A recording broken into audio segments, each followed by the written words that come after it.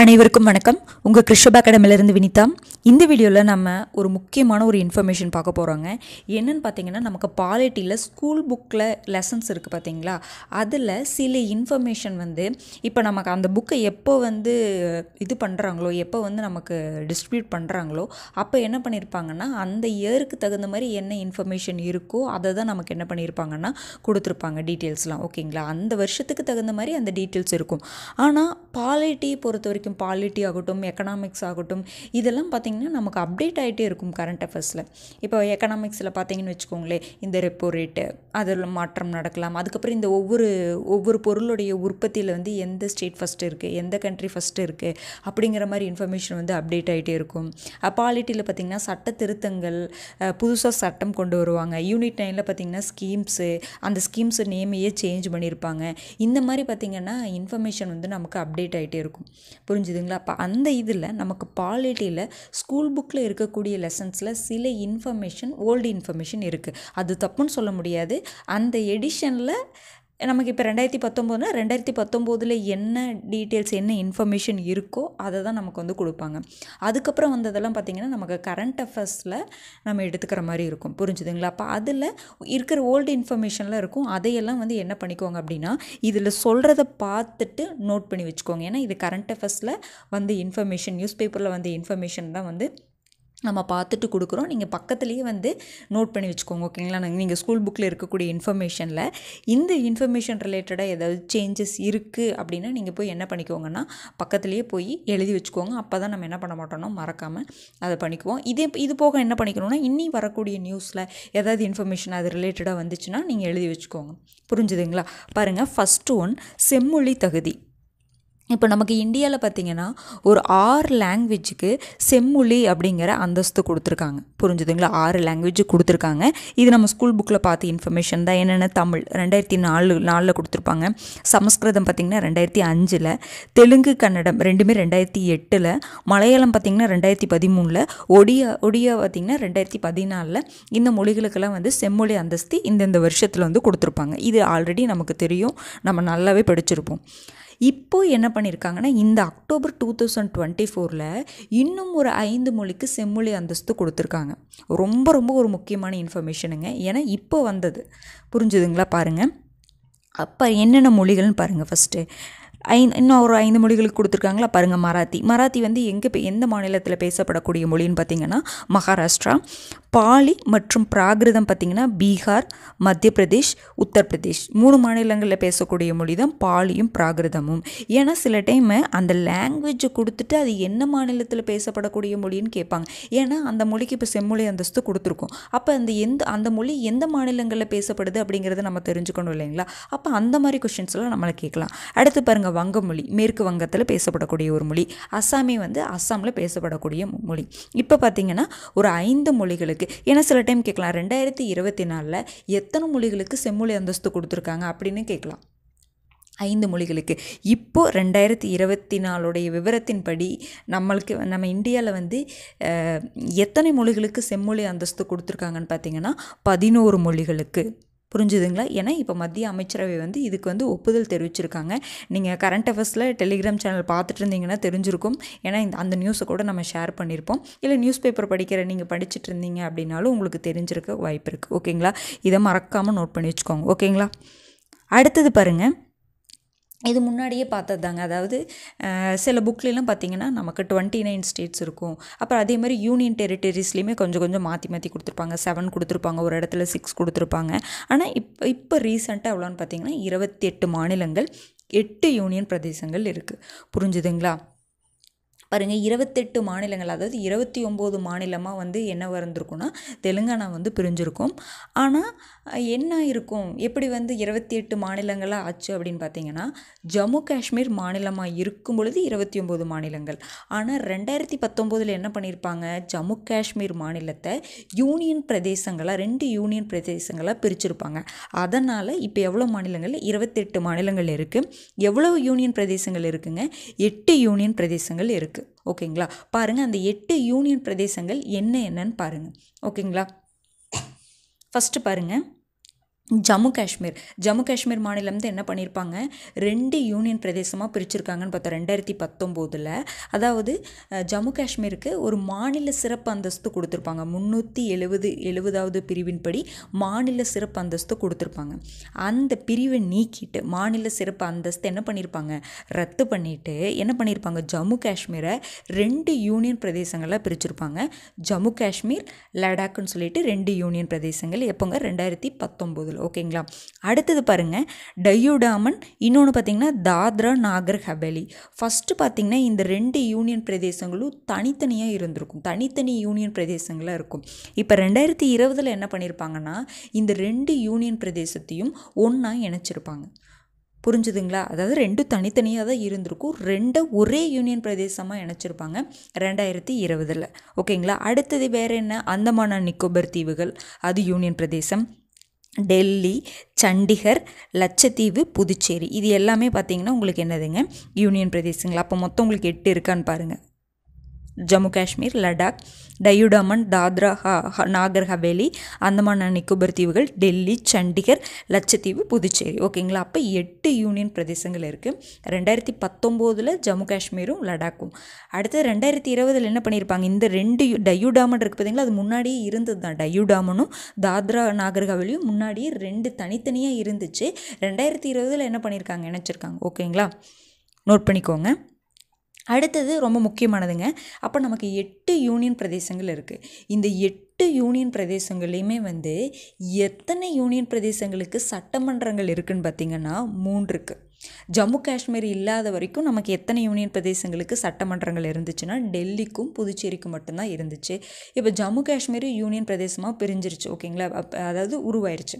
Jammu காஷ்மீரும் union பிரதேசமாக இருக்குது. இப்போ ஜம்மு காஷ்மீரில் நமக்கு என்ன இருக்குது, சட்டப்பேரவை இருக்குது.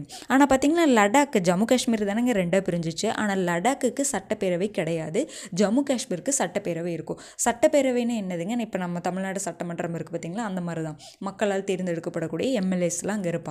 புரிஞ்சுதுங்களா. அவ்வளோதான். அப்போ 3 யூனியன் பிரதேசங்களுக்கு என்னங்க இருக்குது, நமக்கு சட்டமன்றங்கள் இருக்குது. ஓகேங்களா. எந்தெந்த யூனியன் பிரதேசங்கள் அப்படின்னு பார்த்து வச்சுக்கோங்க.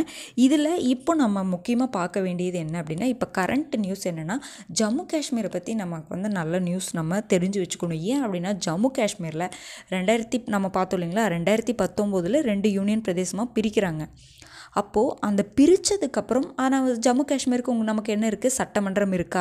அப்போ சட்டமன்றம் இருக்குது அப்படின்னாவே கண்டிப்பாக என்ன பண்ணணும், எலெக்ஷன் நடக்கணும். ஆனால் இது வரைக்கும் எலெக்ஷன் நடக்கவே இல்லை. 2019 பிரித்து இப்போ 2024 தான் என்னவே பண்ணுறாங்க, முதல் தேர்தலே நடத்தப்படுது. ஓகேங்களா. அப்போ அதை பற்றி நம்ம டீட்டெயிலாக பார்த்து வச்சுக்கணும். பாருங்கள், ஜம்மு காஷ்மீரில் ஃபஸ்ட்டு 2014 பார்த்திங்கன்னா இதற்கு முன்னாடி எப்படி வந்து ஜம்மு காஷ்மீர் யூனியன் பிரதேசமாக பிரிஞ்சுது அப்படிங்கிற ஒரு சின்ன இன்ஃபர்மேஷன் பார்க்கலாம். பாருங்கள், 2014 உங்களுக்கு என்னவாக இருந்திருக்கும், ஜம்மு காஷ்மீர் ஒரு மாநிலமாக தான் இருந்திருக்கும். ஆனால் சிறப்பு அந்தஸ்து அதுக்கு இருந்திருக்கும், ஜம்மு காஷ்மீருக்கு இருந்திருக்கும். ஓகேங்களா. அப்போ 2014 தேர்தல் வைக்கும் பொழுது யார் வின் பண்ணுறாங்கன்னா, பிஜேபியும் மக்கள் ஜனநாயக கட்சியும் வந்து கூட்டணியை வந்து என்ன பண்ணியிருப்பாங்கன்னா, அதாவது மக்கள் ஜனநாயக கட்சி தான் வந்து வின் பண்ணுற மாதிரி இருந்திருக்கும். அடுத்தது பிஜேபி கூட கூட்டணி வச்சுருப்பாங்க. ஓகேங்களா. அப்போ மக்கள் ஜனநாயக கட்சியுடைய இருக்கிற ஒருத்தர் தான் பார்த்திங்கன்னா முஃப்தி முகமது சையத். அவர் தான் வந்து சிஎம்மாக அப்பாயின்மெண்ட் பண்ணியிருப்பாங்க. அப்புறம் அவர் இறந்துருப்பார். அதனால் 2016 அவங்களுடைய மகள் மெஹபூபா முஃப்தி அவங்க வந்து என்ன பண்ணியிருப்பாங்கன்னா சிஎம்மாக இருந்திருப்பாங்க. 2018 என்ன நடந்திருக்கும் அப்படின்னா, 2 கட்சிக்கும் இடையில் ஒரு பிளவு ஏற்பட்டதுனால என்ன ஆயிரும் அப்படின்னா, பெரும்பான்மை பலம் இல்லாமல் போயிடும். அப்போ என்ன ஆயிரும் அப்படின்னா, ஆளுநர் கட்டுப்பாடுக்கு போயிடும் ஜம்மு காஷ்மீர். போனதுக்கப்புறம் பார்த்திங்கன்னா 2019 இப்போ 2024 வரைக்கும் குடியரசுத் தலைவர் ஆட்சி தான் ஜம்மு காஷ்மீரில் நடைபெற்றுட்டு இருந்தது. ஓகேங்களா. 2018 ஆளுநர் கட்டுப்பாடுக்கு போயிடும். அதுக்கப்புறம் டேரெக்டாக யார் எடுத்துக்கிறாங்க, 2019 2024 வரைக்கும் குடியரசுத் தலைவர் ஆட்சி தான் ஜம்மு காஷ்மீரில் நடைபெற்றது. ஓகேங்களா. இப்போ சட்டமன்றம் இருக்குல்ல, அப்போ எலெக்ஷன் நடத்தணும்ல. ஓகேங்களா. அப்போ இப்போ நடத்தியிருக்காங்க. 2024 தான் 2019 பிரிக்கப்பட்ட பின் நடைபெற முதல் தேர்தல் இப்போ தான் நடந்திருக்கு. அது இந்த அக்டோபர் மந்தில் தான் நடந்திருக்கும். ஓகேங்களா. அப்போது நமக்கு இந்த ஜம்மு காஷ்மீரில் எத்தனை தொகுதிகள் இருக்குது அப்படிங்கிறத தெரிஞ்சுக்கணும். மொத்தம் அதாவது சட்டமன்ற தொகுதிகள் எத்தனை இருக்குதுன்னு பார்த்திங்கன்னா 90 தொகுதிகள் இருக்குது. அப்போ யார் யாருக்கு இடையில வந்து போட்டி நடந்துச்சுன்னு பாருங்கள். ஏன்னா ஒவ்வொரு தேர்தல் பார்க்கும்பொழுது நம்ம தொகுதிகள் அதில் எவ்வளோ இருக்குன்னு பார்த்துக்கணும். கட்சிகள் யார் யார், ஆளுங்கட்சி, எதிர்கட்சி, அதை நம்ம எல்லா ஸ்டேட்ஸையுமே பார்த்து வச்சுக்கணும். ஓகேங்களா? பாருங்கள், பிஜேபி தனியாக நின்னாங்க. அடுத்தது மக்கள் ஜனநாயக கட்சி தனியாக நின்னாங்க. ஏன்னா ஃபஸ்ட்டு 2014 இவங்க 2 பேரும் கூட்டணி வச்சுருப்பாங்கன்னு பார்த்தோம். இப்போ 2 பேருமே தனித்தனியாக நிற்கிறாங்க. அடுத்தது பார்த்திங்கன்னா கூட்டணி கட்சிகள் பார்த்திங்கன்னா தேசிய மாநாட்டு கட்சி, காங்கிரஸ், மார்க்சிஸ்ட், இந்த 3 கட்சிகளுமே வந்து கூட்டணியாக வந்து என்ன பண்ணியிருப்பாங்க, தேர்தலில் வந்து போட்டிகிட்ருப்பாங்க. போட்டியிட்டு யார் ஜெயிக்கிறாங்கன்னா இவங்க தான் தேசிய மாநாட்டு கட்சி. அது போக இந்த காங்கிரஸ் மார்க்சிஸ்ட் கூட்டணி தான் வந்து ஜெயிக்கிறாங்க. 49 இடங்களை வந்து என்ன பண்ணியிருக்காங்க, வின் பண்ணியிருக்காங்க. ஓகேங்களா? அதை பார்த்துக்கோங்க. ஏன்னா 90 தொகுதிகள் 45க்கு மேலே வாங்கணும். அவங்க 49 என்ன பண்ணியிருக்காங்கன்னா வாங்கியிருக்காங்க. ஓகேங்களா? தேசிய மாநாட்டு கட்சியும் காங்கிரஸும் மார்க்சிஸ்ட்டும் ஓகேங்களா 49 இடத்துல வந்து என்ன பண்ணியிருக்காங்க, வின் பண்ணியிருக்கிறாங்க. ஓகேங்களா? அப்போ இந்த முதல் எலெக்ஷன் இப்போ நடக்குது.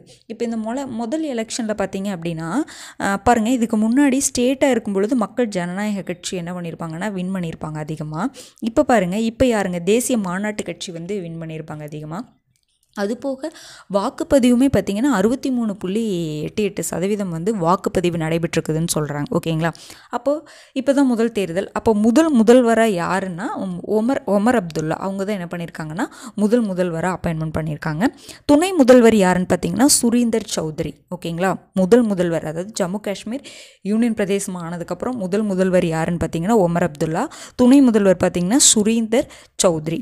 அதுக்கப்புறம் இதுக்கு துணைநிலை ஆளுநர் வந்து முன்னாடியே இருப்பாங்க. இப்போ அப்பாயின்மெண்ட் பண்ணலைங்க, முன்னாடியே இருந்திருப்பாங்க. யாருன்னு பார்த்தீங்கன்னா மனோஜ் சின்ஹா.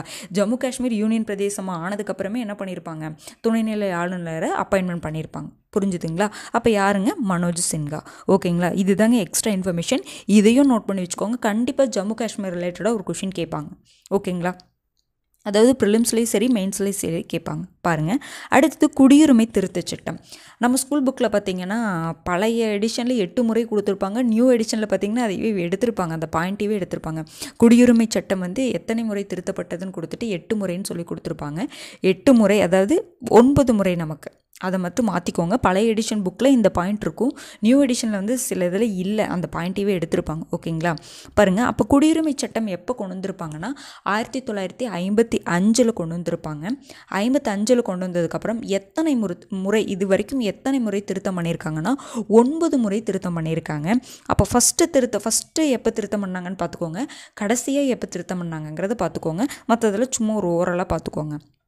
1957 ஃபஸ்ட்டு என்ன பண்ணுறாங்க, குடியுரிமை சட்டத்தை திருத்தம் பண்ணுறாங்க. அப்புறம் 1960, 1985, 86, 1992, 2003, 2005, 2015, 2019 கடைசியாக என்ன பண்ணியிருப்பாங்கன்னா திருத்தியிருப்பாங்க. அதாவது நாடாளுமன்றமில் ஒப்புதலில் தெரிவிச்சிருப்பாங்க.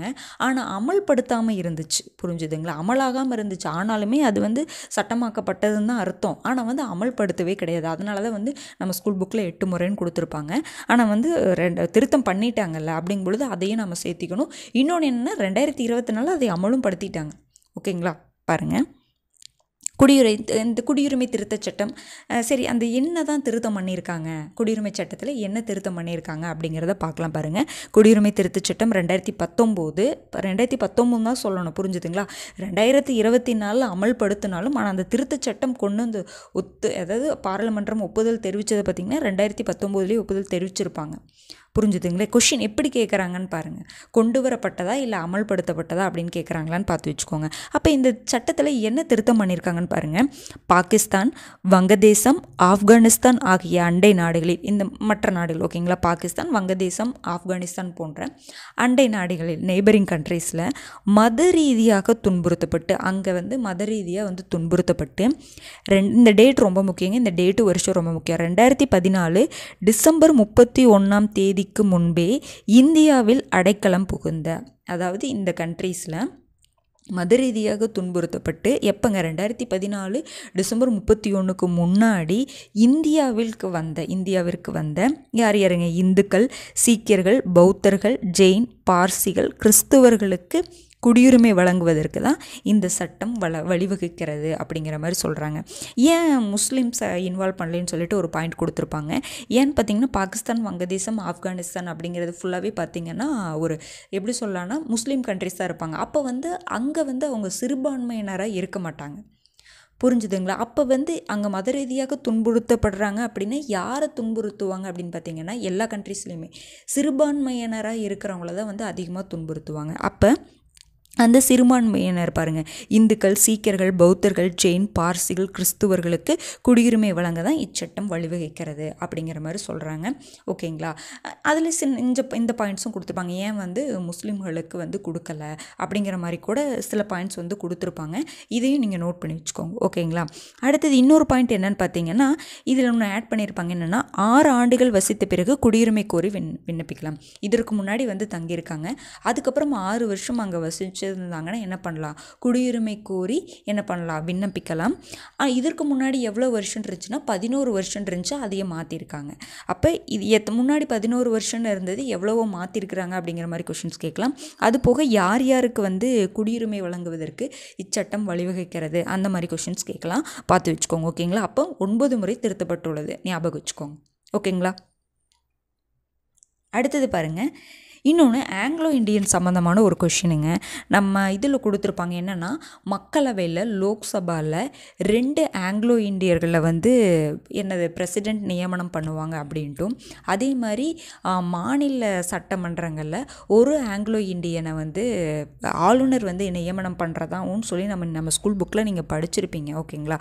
அது வந்து என்ன பண்ணியிருப்பாங்கன்னா 2020 இந்த ஆங்கிலோ இண்டியர் நியமனத்தை வந்து கேன்சல் பண்ணியிருப்பாங்க. அதை பார்த்து வச்சுக்கோங்க. ஓகேங்களா? பாருங்கள், அது என்ன திருத்த சட்டம், அதாவது ஒரு அரசமைப்பில் இருக்கக்கூடிய ஒரு விஷயத்தை மாற்றணும் அப்படின்னு என்ன பண்ணணும்? திருத்த சட்டம் கொண்டு வரணும். புரிஞ்சுதுங்களா? அப்போ பாருங்கள், 104வது அரசமைப்பு திருத்த சட்டம் 2020 கொண்டு வராங்க. அப்போ அரசமைப்பு திருத்த சட்டம் கொண்டு வரணும். என்னங்க பண்ணணும்? பாராளுமன்றம் தான் அதில் பண்ண முடியும். ஓகேங்களா? மாநில சட்டமன்றங்கள் அரசமைப்பில் திருத்தத்தை கொண்டு வர முடியாது. பாராளுமன்றம்னு என்னதுங்க? லோக்சபாவும் ராஜ்யசபாவும் தான் என்ன பண்ண முடியும்? திருத்தம் கொண்டு வர முடியும். அப்போ என்ன பண்ணணும் அப்படின்னா 2லேயுமே பார்த்திங்கன்னா 3ல் 2 பங்கு, 3ல் அங்கே இருக்கிறவங்க பார்த்திங்களா 3ல் 2 பங்கு பேர் வந்து அந்த சட்டத்துக்கு வந்து என்ன பண்ணணும்? ஆதரவு தெரிவித்தாங்கன்னா மட்டும்தான் என்ன பண்ண முடியும்? அதையே வந்து என்ன பண்ணலாம்? தீர்மானமாக நிறைவேற்றி நம்ம வந்து என்ன பண்ண முடியும் அப்படின்னா குடியரசுத் தலைவருக்கு இது பண்ண முடியும். குடியரசுத் தலைவர் சைன் போட்டாங்க அப்படின்னு என்ன ஆயிரும்? அது சட்டமாயிரும். ஓகேங்களா? அப்போ அரசமைப்பை திருத்தம் பண்ணுறதுக்கு எத்தனை பங்கு பேருடைய ஆதரவு வேணும்னா 3ல் 2 பங்கு, லோக்சபாலையும் சரி ராஜ்யசபாலையும் சரி. ஓகேங்களா? பாருங்கள், அப்போ இந்த ஆங்கிலோ இண்டியன் நியமனத்தை கேன்சல் பண்ண திருத்தச் சட்டம் பார்த்திங்கன்னா 104வது அரசமைப்பு திருத்தச் சட்டம். அது எப்போங்க? 2020 கொண்டு வருவாங்க. அப்போ எடுத்தோன்னே சட்டம் கொண்டு வந்துடுவாங்களாம்? கிடையாது. ஃபஸ்ட்டு மசோதா கொண்டு வரணும். அது எத்தனையாவது மசோதான்னு பாருங்கள், 126வது அரசமைப்பு திருத்த மசோதா. மசோதானா ஒன்றுமே இல்லைங்க, நம்ம வந்து இப்போ லோக்சபாலையோ ராஜ்யசபாலையோ ஃபஸ்ட்டு பாஸ் பண்ணணுமில்ல, ரெசல்யூஷனை வந்து நம்ம பாஸ் பண்ணணுமில்ல, அதுதான் மசோதா.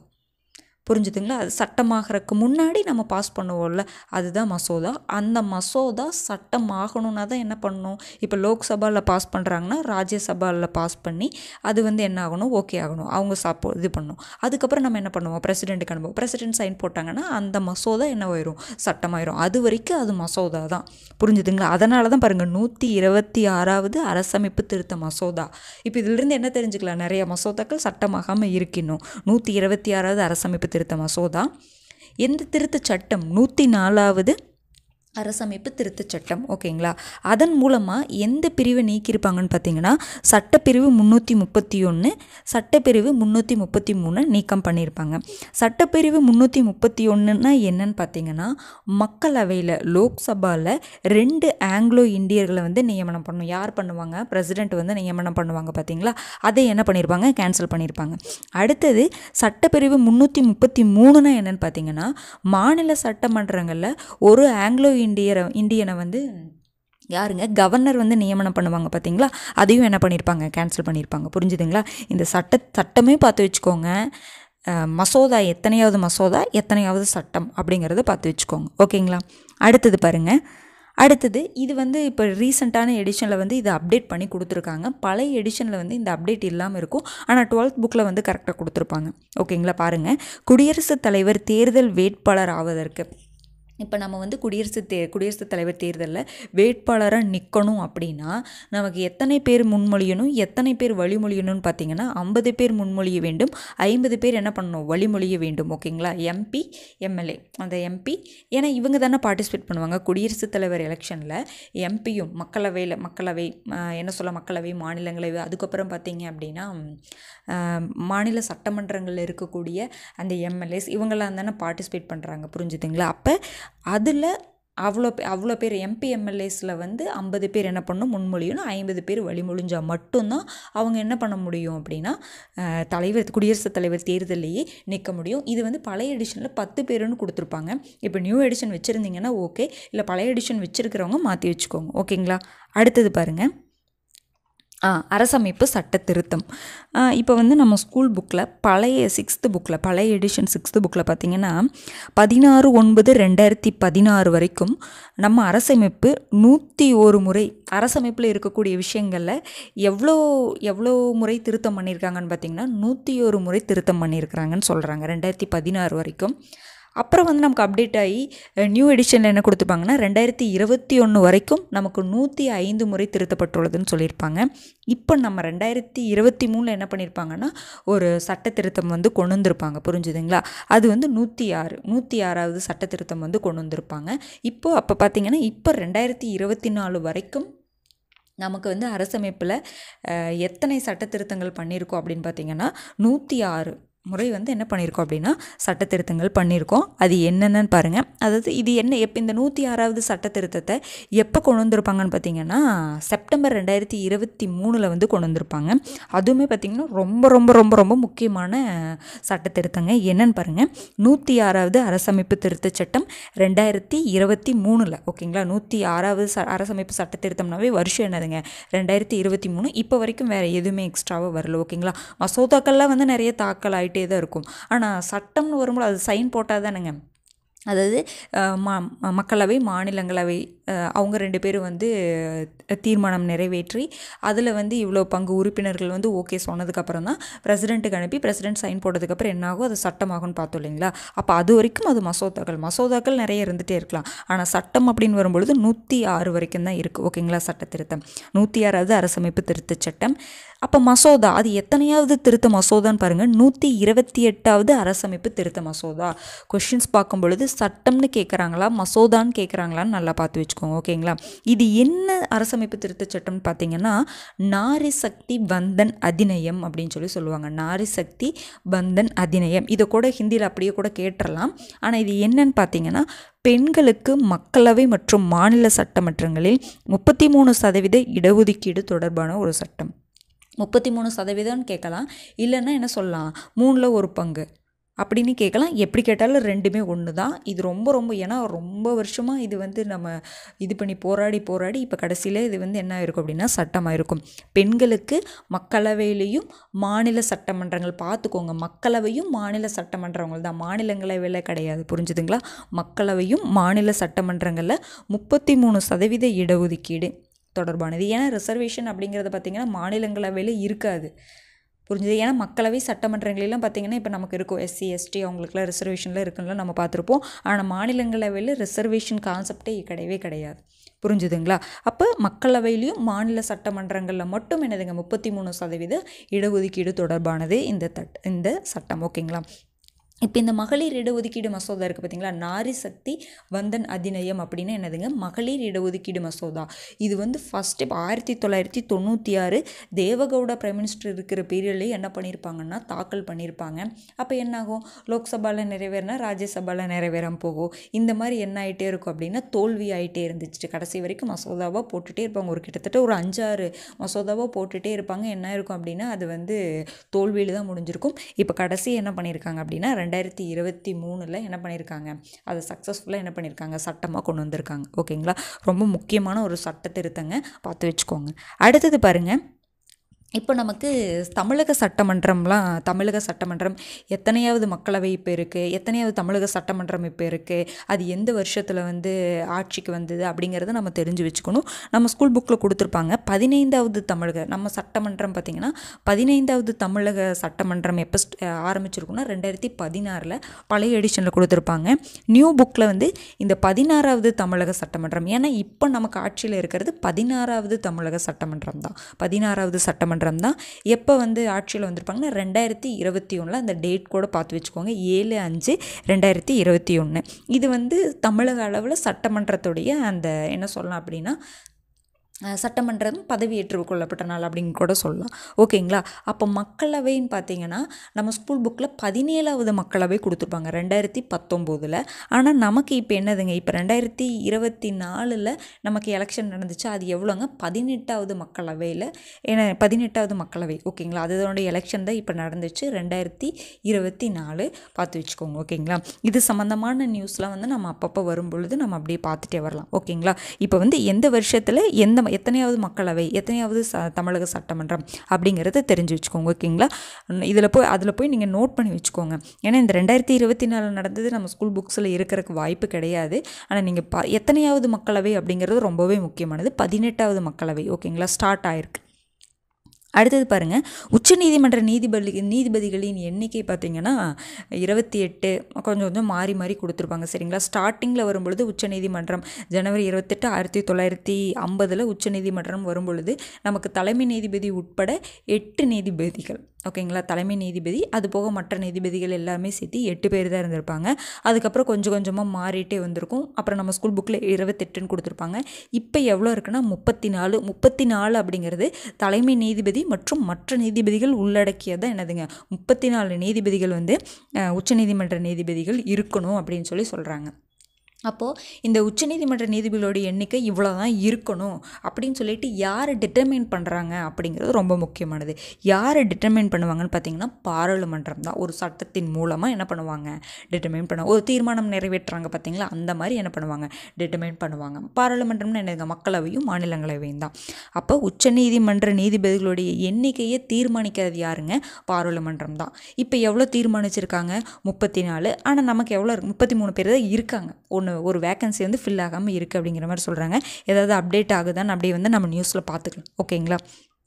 அடுத்தது சரி நம்ம பார்த்துட்டோம், உச்சநீதிமன்ற நீதிபதிகளுடைய எண்ணிக்கையை வந்து தீர்மானிக்கிறது பாராளுமன்றம்னு பார்த்துட்டோம். இதுவே உயர் நீதிமன்ற நீதிபதிகளுடைய எண்ணிக்கையை தீர்மானிக்கிறது யாருன்னு பார்த்தீங்கன்னா குடியரசுத் தலைவர் தான் தீர்மானிப்பாங்க. இந்த ஸ்டேட்டில் இவ்வளோ இருக்கணும் அப்படின்னு சொல்லிட்டு குடியரசுத் தலைவர் வந்து என்ன பண்ணுவாங்க, தீர்மானிப்பாங்க. பார்த்து வச்சுக்கோங்க. ஓகேங்களா? அடுத்தது பாருங்கள், ஈரவை சட்டமன்றம் கொண்ட மாநிலங்கள் வந்து 6. நம்ம பழைய எடிஷனில் ஜம்மு காஷ்மீரையும் சேர்த்திருப்பாங்க. புரிஞ்சுதுங்களா? ஏன்னா ஜம்மு காஷ்மீர் இப்போ வந்து அப்போ மாநிலமாக இருந்துச்சு. அதனால் வந்து ஈரவை இருக்கும். ஈரவைன்னு என்னதுங்க, அங்கே சட்டமன்றம் இருக்கும், சட்ட மேலவை இருக்கும், லெஜிஸ்லேட்டிவ் அசம்பிளி இருக்கும், லெஜிஸ்லேட்டிவ் கவுன்சில் இருக்கும். 2 அவை இருக்கும். 2 அவை இருக்கிறதெல்லாம் நம்ம ஈரவைன்னு சொல்லுவோம். அப்போ ஜம்மு காஷ்மீர் வந்து என்ன பண்ணியிருப்பாங்க அப்படின்னா, அது யூனியன் பிரதேசமாக மாற்றினதுக்கப்புறம் அது என்ன பண்ணியிருப்பாங்க, அதனுடைய சட்ட மேலவையை நீக்கியிருப்பாங்க. இப்போ பழைய புக்கில் பார்த்தீங்க அப்படின்னா உங்களுக்கு 7 கொடுத்துருப்பாங்க, ஜம்மு காஷ்மீர் கொடுத்துருப்பாங்க. இப்போ ரீசெண்ட் எடிஷன் வச்சுருந்தீங்கன்னா கண்டிப்பாக வந்து ஜம்மு காஷ்மீர் கொடுத்துருக்க மாட்டாங்க. ஓகேங்களா? அதாவது பழைய எடிஷன் வச்சுருக்கிறவங்க மாற்றி வச்சுக்கோங்க. அப்போ ஈரவை சட்டமன்றங்கள் கொண்ட மாநிலங்கள் எதுன்னு பார்த்தீங்கன்னா பீகார், கர்நாடகா, மகாராஷ்டிரா, உத்தரப்பிரதேஷ், ஆந்திர பிரதேஷ், தெலுங்கானா. ஓகேங்களா? உத்தரப்பிரதேஷ், ஆந்திர பிரதேஷ், தெலுங்கானா. அடுத்தது பாருங்கள், ஜம்மு காஷ்மீர் சட்டமேலவை நீக்கப்பட்டது அப்படிங்கிற மாதிரி சொல்கிறோம். சரி, இப்போ இந்த சட்டமேலவையை வந்து நம்ம வந்து என்ன பண்ணலாம், உருவாக்கவும் செய்யலாம், நீக்கவும் செய்யலாம். நம்ம தமிழ்நாடுக்கு சட்டமேலவை இருந்துச்சான்னு கேட்டால் இருந்துச்சுங்க. 1986 வரைக்கும் தமிழ்நாட்டில் சட்டமன்றம் இருந்துச்சு, சட்டமேலவை இருந்துச்சு. 1986 என்ன பண்ணியிருப்பாங்க, அதாவது சட்டமேலவை வந்து நீக்கியிருப்பாங்க. இது எப்படிங்க நீக்குவாங்க அப்படின்னு பார்த்தீங்கன்னா, நம்ம சட்டமன்றம் இப்போ நமக்கு தமிழ்நாடுக்கு ஒரு சட்டமேலவையை உருவாக்கணும்னு நம்ம நினைக்கிறோன்னு வச்சுக்கோங்களேன். நம்ம என்ன பண்ணணும்னா, இங்கே நமக்கு சட்டமன்றம் இருக்கா, அந்த சட்டமன்றங்களில் தீர்மானம் கொண்டு வந்து ஒரு குறிப்பிட்ட மெஜாரிட்டியோடைய சப்போர்ட்டோட, ஓகேங்களா, என்ன பண்ணோம், தீர்மானமாக நிறைவேற்றி நம்ம என்ன பண்ணோம், அதாவது குடியரசுத் தலைவருக்கு நம்ம அனுப்புவோம். ஓகேங்களா? குடியரசுத் தலைவர் அசன்ட் கொடுத்துட்டாரு அப்படின்னா நம்ம என்ன பண்ணுவோம் அப்படின்னா, பாராளுமன்றம் ஓகேங்களா. இல்லை ஃபஸ்ட்டு வந்து என்ன பண்ணுவாங்கன்னா நம்ம சட்டமன்றங்களில் வந்து என்ன பண்ணுவாங்கன்னா நிறைவேற்றி பாராளுமன்றத்துக்கு அனுப்புவாங்க. ஓகேங்களா. பாராளுமன்றம் என்ன பண்ணுவாங்கன்னா லாவாக அதை கொண்டு வருவாங்க. இது பார்லிமெண்ட்டு தான் இதனுடைய டெசிஷன் எடுப்பாங்க. சட்டப்பிரிவு 169. குடியரசுத் தலைவர் என்ன பண்ணணும்னா அசன்ட் கொடுக்கணும். புரிஞ்சுதுங்களா. அதாவது மறுபடியும் சொல்கிறேன், நல்லா கவனிச்சுக்கோங்க. அதாவது நம்மளுடைய மாநிலத்தில் இருக்கக்கூடிய சட்டமன்றம் என்ன கொண்டு வருவாங்கன்னா குறிப்பிட்ட ஒரு மெஜாரிட்டி மூலமாக என்ன பண்ணுவாங்க, எங்களுக்கு சட்ட மேலவை வேணும் அப்படின்னு சொல்லிட்டு ஒரு தீர்மானம் நிறைவேற்றி பாராளுமன்றத்துக்கு அனுப்பும் பொழுது அவங்கள என்ன பண்ணுவாங்க பார்த்துட்டு அவங்க தான் என்ன பண்ணுவாங்க, பாராளுமன்றம் தான் இதுக்கான முழு உரிமையே வந்து ஒரு மாநிலத்தில் சட்ட மேலவையை உருவாக்கவும் அதுக்கப்புறம் அதை அபாலிஷ் பண்ணுறதுக்கான உரிமை வந்து பார்லிமெண்ட்டுக்கு இருக்குது. நம்ம தான் என்ன பண்ணுவோம், ரெக்கமெண்ட் பண்ணுவோம், நம்ம பரிந்துரை பண்ணுவோம். மாநில சட்டமன்றங்கள் பரிந்துரை பண்ணி பாராளுமன்றம் வந்து ஓகே பண்ணி பிரசிடென்ட் வந்து அசன்ட் கொடுத்துட்டாரு அப்படின்னா என்ன பண்ணிடும், அது வந்து சட்டமாயிரும். ஓகேங்களா. நம்ம என்ன பண்ணிக்கலாம், அதன் மூலமாக சட்ட மேலவை உருவாக்கிக்க முடியும், நீக்கிக்கவும் முடியும். புரியுதுங்களா. சட்டப்பிரிவு 169. ஓகேங்களா. அவ்வளோதாங்க, பார்த்துக்கோங்க. இன்ஃபர்மேஷன் அவ்வளோதாங்க. இது எல்லாமே வந்து என்ன பண்ணிக்கோங்கன்னா நோட் பண்ணி வச்சுக்கோங்க, ரொம்ப முக்கியமானதுங்க. அப்படியே வந்து என்ன பண்ணிக்கோங்க, கரண்ட் அஃபேர்ஸ் வந்து அப்படியே பார்த்துட்டே வாங்க. ஏன்னா பாலிட்டியை பொறுத்த வரைக்கும் கரண்ட் அஃபேர்ஸில் தான் மோஸ்ட்லி நிறைய கொஷின்ஸ் கேட்குறாங்க பார்த்த வரைக்கும். புரிஞ்சுதுங்களா. அதனால் அப்பப்போ வந்து அப்டேட் பண்ணி எழுதி வச்சுக்கோங்க. ஓகேங்களா. அடுத்த வீடியோவில் சந்திக்கலாம். நன்றி.